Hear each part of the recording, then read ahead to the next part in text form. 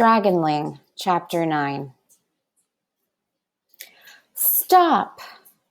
The scream that split the air was piercing enough to be heard above the dragons. Derek opened his eyes and stared. There, on the ridge beside the twin rock, stood his mother. Zyla, Yoren's mother, was with her, and so were most of the other village women. "Mother!" Derek called out.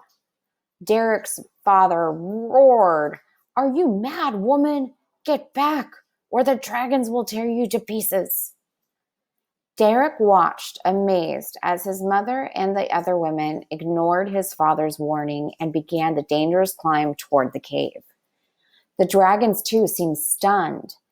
Even the great blue stopped her roaring and thrashing and stood watching. Derek glanced anxiously at the dragons as his mother and the others struggled for footings. Should the dragons decide to attack, they would be easy pickings. "Get back, I tell you," Derek's father repeated, but the women came on. At last, Derek's mother reached. Yoren's mother was with her, and so were most of the other boys and girls.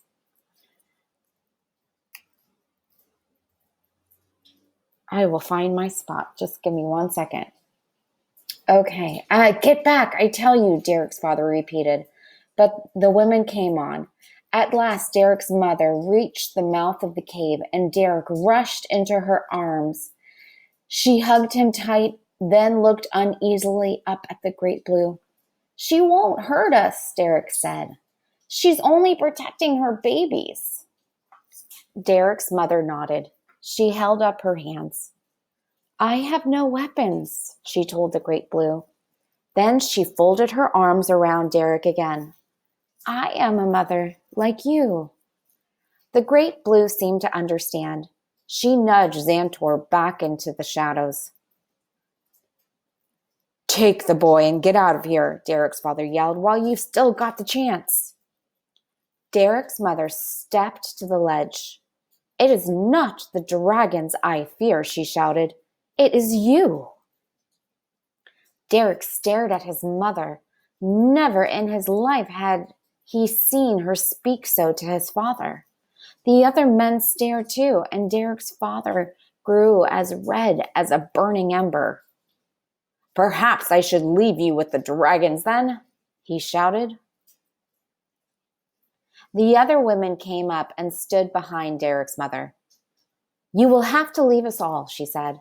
"We stand together. No longer will we let our sons be slaughtered for this cruel sport." An angry murmur passed through the men, and Derek's father's eyes burned with rage. "Sport!" he shouted. "You call it sport to defend our people from their enemies?" Derek's mother looked around at the great dragons on the cliffs. "If these creatures were truly our enemies," she said, "would I be standing unharmed before you now?" Some of the other men began to glance uncomfortably at one another. "The old days are gone," Derek's mother went on. "We have suffered enough pain. Look at what you have done to Zyla, and to Marla and Dila, and all the others whose sons are gone." Derek's mother pulled Derek close, and her voice began to tremble. "Look at what you have done to me today." Suddenly there was a cry, and Bodok, Yoren's father, dropped to his knees. He put his hands over his face, and his shoulders began to shake. He was weeping, Derek realized. A hard lump formed in his throat. He had never seen a man weep before. There was a moment of boys and girls. There was a moment of stunned and awkward silence. And then, one by one, the men began to lower their weapons.